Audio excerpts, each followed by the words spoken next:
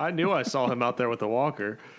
He could probably get some senior discounts like ice cream shops and Taking the grandkids to the Golf. ice cream shop. Thrift stores. And, oh, man. No, but he's, The I mean, Steinmart. just looking for some scented pine cones, man. he definitely dyes his hair, Yeah, oh. no doubt. Any indication.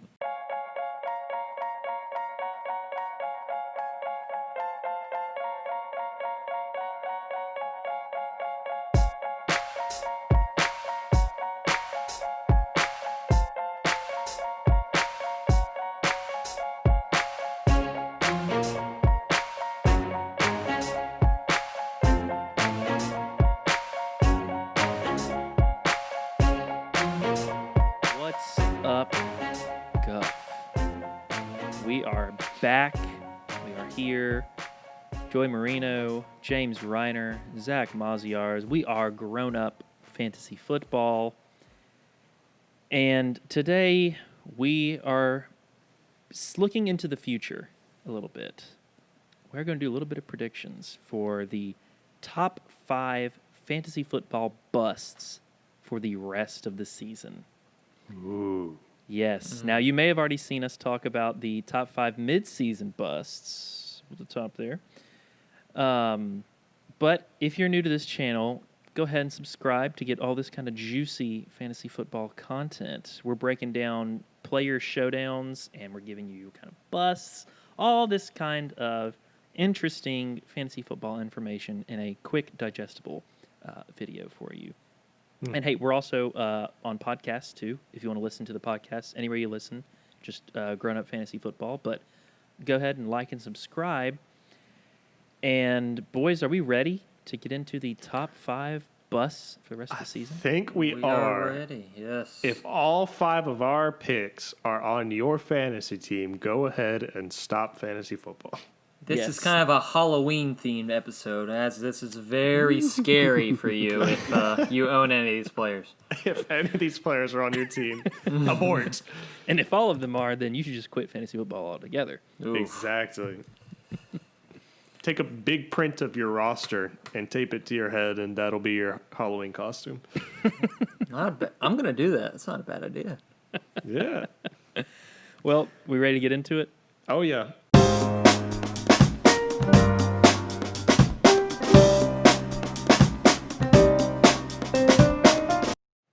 Let's do All it. right.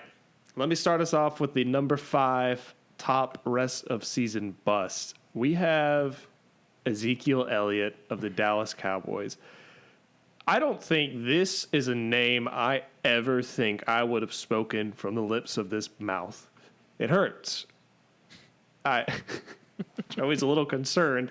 So am I for him being on this list. Zeke being injured even would still make me question putting him on this bust list, okay? So, we all know Dak Prescott got injured. We all know they defensively have not looked great at all this entire season. And now we know offensively without Dak, they have not looked good at all. Andy Dalton actually is in concussion protocol too, so take that with what you will. I don't know if that helps or hurts them, to be honest. Maybe they'll keep him in concussion protocol a little bit longer than average. But in the 2 games that the Cowboys have played without Dak, where Dak did not play a full game, Tony Pollard's carries have actually increased significantly. He was getting only 3 carries a game. That was the most carries he had in a game with Dak playing. With Dak out, he's had 8 carries and 10 carries on the ground. In the 2 games that Dak has been out, Zeke has only had 12 carries in both games. He was getting anywhere between like 15 to 20 in the previous games with Dak in there. We know that the O-line is also banged up, and that game script just isn't going to favor them. And it just doesn't seem like they can even get Zeke involved now because teams are able to key in on their good players because they know that they have to force them to throw. So they're able to key in on the run now, stop that, take Zeke out of the play and force them to throw because they know that they probably still won't beat them with a non-Dak QB throwing.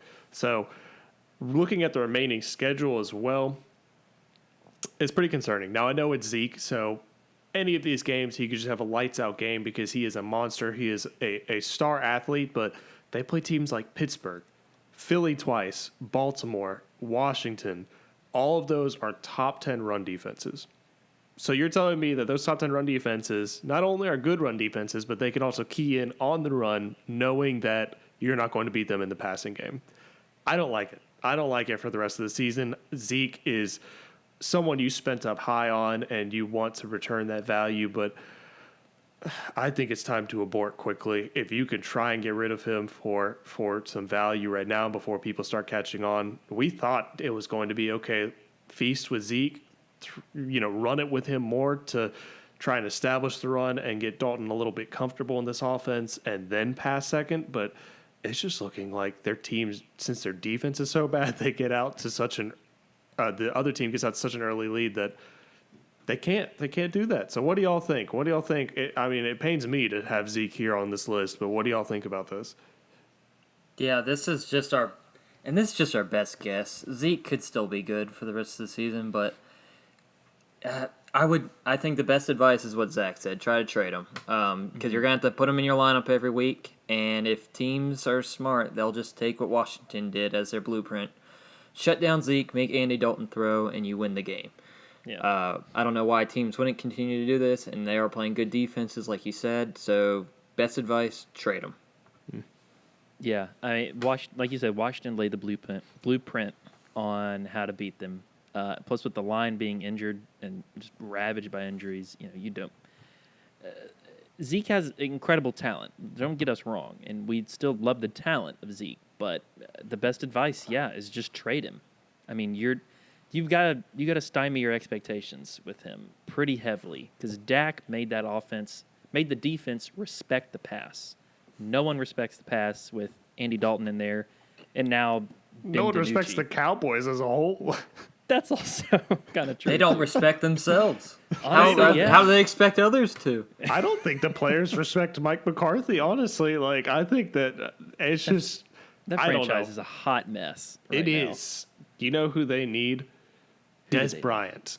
Yes, That's who they Okay. need he's coming to back. light a spark. But also, in reference to what we're saying in terms of trading him, it's one of those things, and a lot of these players are on this list for a reason because we can't see the future. We can't actually know, okay, they're definitely going to, we can't, but still. Maybe we are right We now. like to pretend. But these players, if you get later on in the season and they're still doing this same type stuff and you didn't read the writing on the wall, you're stuck with them. So at least right now, it's best to gauge what's out there, gauge what you can get in return for them, try and get some good value to where by the end of the season, you're not scratching your head wondering, wait, where did this come from? You got to read the lining on the wall. And unfortunately, Zeke and the Cowboys are showing that lining right now. Yeah. But we're going to move on to the number 4 bust for the rest of the season. And it pains me to say this because I know James and I were both high on this guy coming into the year. But Zach was not. Yeah. Tight end for the Miami Dolphins, Mike Gesicki. Gesicki has been the epitome of a boom or bust guy this season. He either has a ton of looks, a ton of targets, and makes the most of them, or he gets one target and he drops it. Or they just miss him. He's got a ton of potential, like Zeke. Maybe not as much as Zeke, but he has potential to be terrific. But there's a quarterback change in Miami, and we know what we were getting with Ryan Fitzpatrick. Now, we're not exactly sure we're going to get with Tua. However, rookie QBs tend to look to their tight ends, so there may be some salvage value here. However, Gesicki has only scored 11 or more points in 2 games this season. The rest has been pretty terrible, and it's not a terrific schedule coming up. He's got some top 10 defenses he's got to face against tight ends, and he's got a rookie QB who is sort of injury prone. So I don't know. What do you guys think about Gesicki? You're right. He's very, very talented. And I think I'm glad that he's lower down on this list because I could also see him booming the rest of the season just because Devontae Parker is still struggling with injury right now. He'll come back off the bye week, probably like healthy, able to play, but I don't know. Just throughout the season, it seems like he's going to probably struggle with injury. With Tua coming in, there is a chance. Yes, he might not play the same way Ryan Fitzpatrick did, but he might also just heavily rely on the tight end. So even if his fantasy production is half of what Ryan Fitzpatrick's was, if he hyper targets the tight end, that's all we care about. We don't care if, the offense is better or if they win games still or any of that. Like, if he's able to hyper target Mike Gesicki, then there we go. Perfect. So this would be like a hold, see how he does with Tua type thing. And then, if he still continues to disappoint, I'd label him a bust like after 1 or 2 more games. But I could see it. I could see him being a bust. But at the same time, there is some stuff that makes me think there is a chance just based on his talent and wondering what Tua's going to do that he could still salvage some of that. Yeah, I think I don't agree with the bust, really. I mean, he's the tight end 11 right now. And, I mean, you drafted him in, like, past the 10th round. So, unless he just keeps doing nothing, just 0 games all the way across the board, I think he's returning what you drafted him for. I think it was more of our hype around him. Yeah, true. Yeah. It was, because honestly, if you think about it, like, would y'all rather have, pretend Zach Ertz is still healthy right now. Would you rather have Zach Ertz, Evan Engram, or Mike Gesicki rest of season? Evan Engram. Really? Yes. Either Ertz or Ingram. All right. I feel like we've kind of seen, like, Ertz, they're talking about, we kind of wanted to trade him and stuff. Dallas Goedert's probably going to come back soon. Engram, they try and get him the targets some games don't. And Mike Gesicki might have the biggest shot at actually doing better than them the rest of the season with Tua coming in. So, I don't know. The boom. That's Tight the best. ends, I feel That's like if what you it don't is. have Kelsey, Waller, Kittle, then you're just hoping that they catch a touchdown that game. That's Give what me Will Yeah. Disley, Logan Thomas, Greg Jimmy Olsen, Graham. Jimmy Graham. Come out of nowhere. Yeah. I think there's only like 5 solid tight ends that you're starting every week comfortably. Yeah. Reliable. I Yeah. think Yes, next reliable year- is the word I was looking for. First 3 rounds, I'm going to draft Travis Kelce, George Kittle, Darren Waller. Just secure all the tight ends. Yeah. I'm going to make people beg me for a tight end. Like a dog.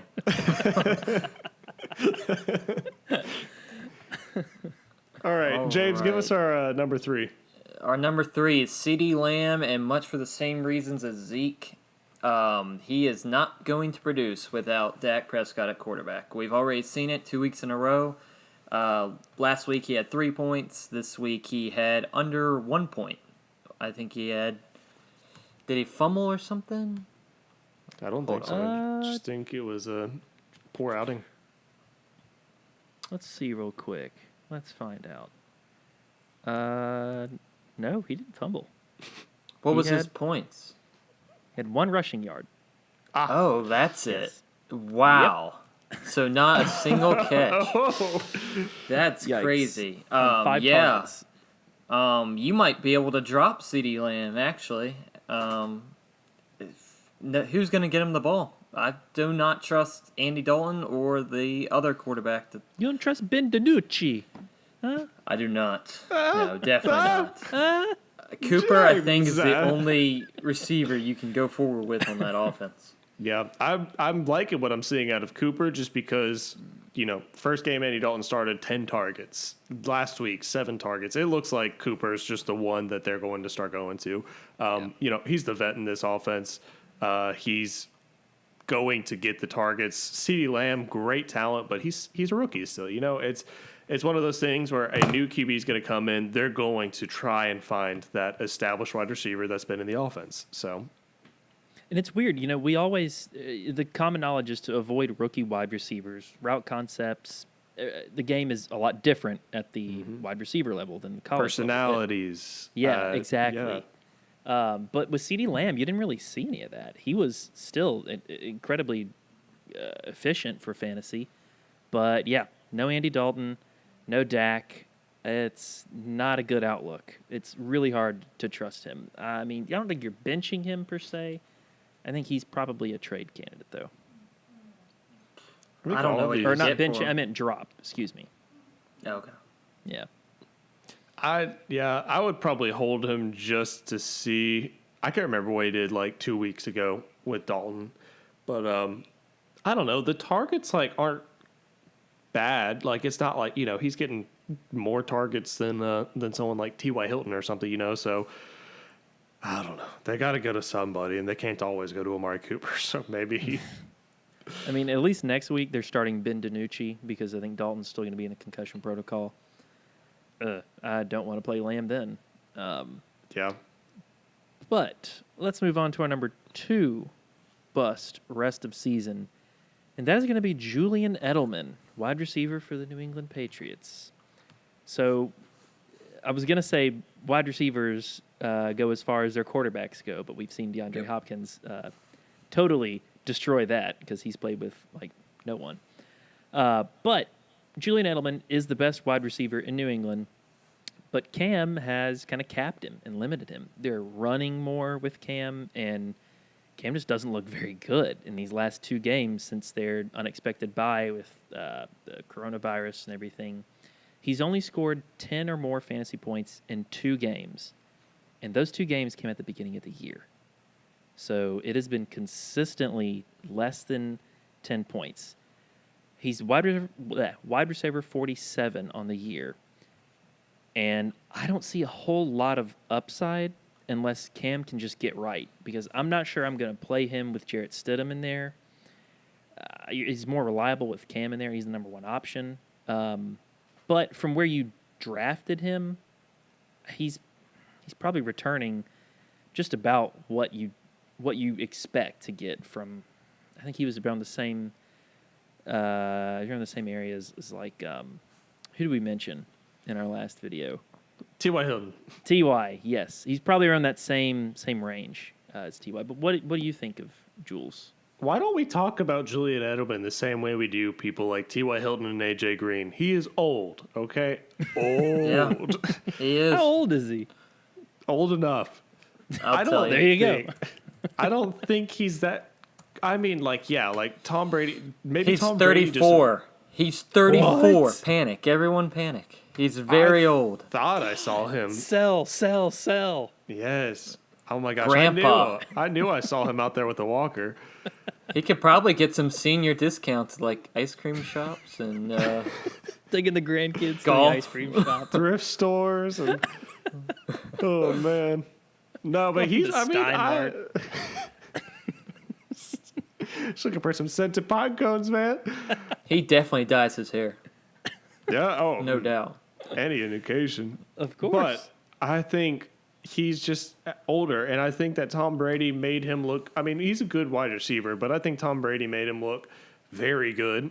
And I don't know. We saw last week actually one of Cam's interceptions literally just hit straight off of Julian Edelman's arms, like didn't care at all, went into the defender's arms.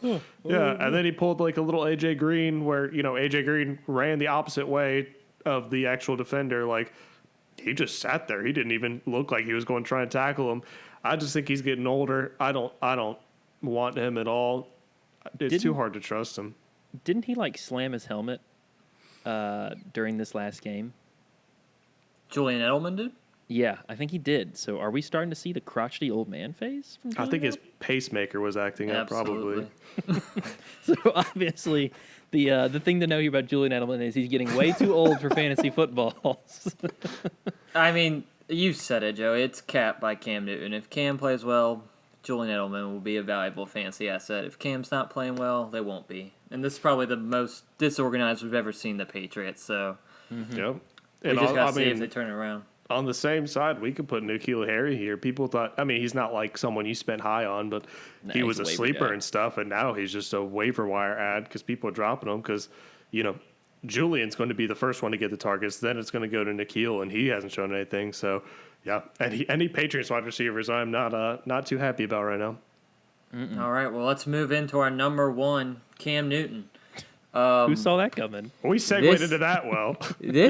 We actually all really liked him preseason as a late round value, and those first 2 weeks, it looked like we were right. He was playing awesome. He looked great, looked like the Cam Newton of old. These past few games, he's looked rough. Not playing well. Like we just said, the Patriots look very disorganized. Do not seem like the same Patriots. Right now, I don't think we can say it's going to get better, so that's why we like him as a candidate for rest of the season bust. Yeah. I feel like right here we have a bust sandwich. We have two players, Zeke and Cam, that are very talented and very skilled that could probably make us look very wrong Yeah. rest of season for this, and then all other players who we really don't care about in the middle.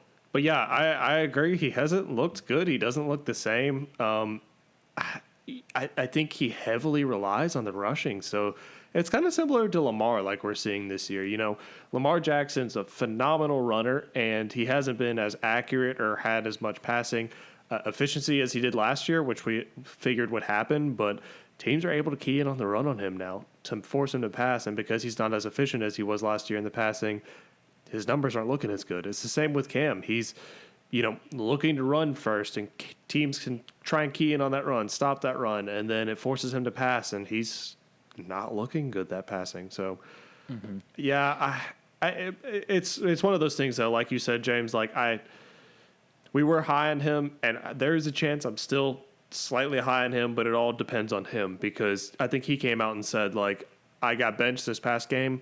There's a chance that's permanent if I don't shape up and straighten out and play a lot better. So we could see him play with a chip on his shoulder, do amazing, or we could still just kind of see the same old, and it happens one more game, and then Cam Newton's benched for the rest of the season. So, I don't think they're going to bench him for the rest of the season.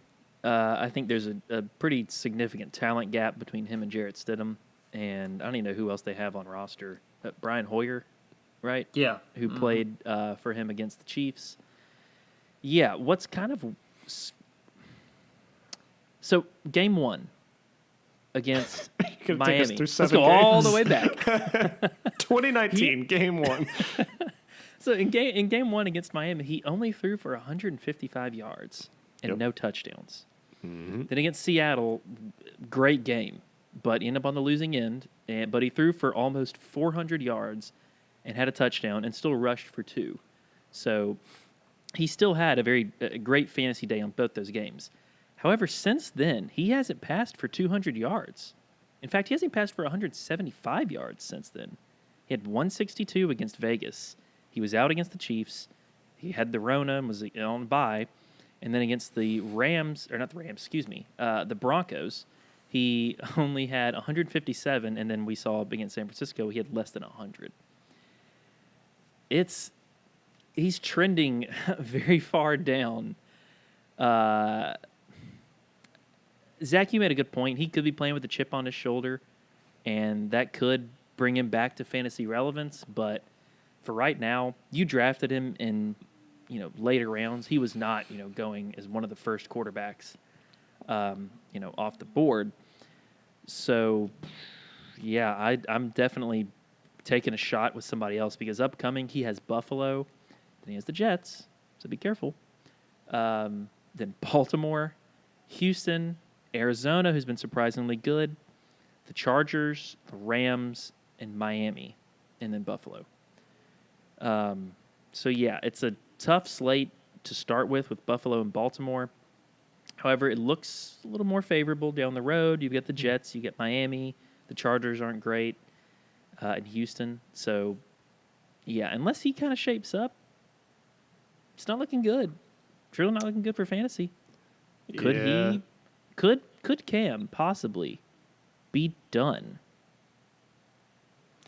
I could see it. Yeah, if he doesn't have a good year, I don't know why if Bill Belichick couldn't get him back into MVP form, I don't know why another coach thinks they could. Yeah, I think this hurts his, the Patriots pulling a good old Patriots move, paying him the minimum amount they can, which was smart on their end, because looking at what's happening now.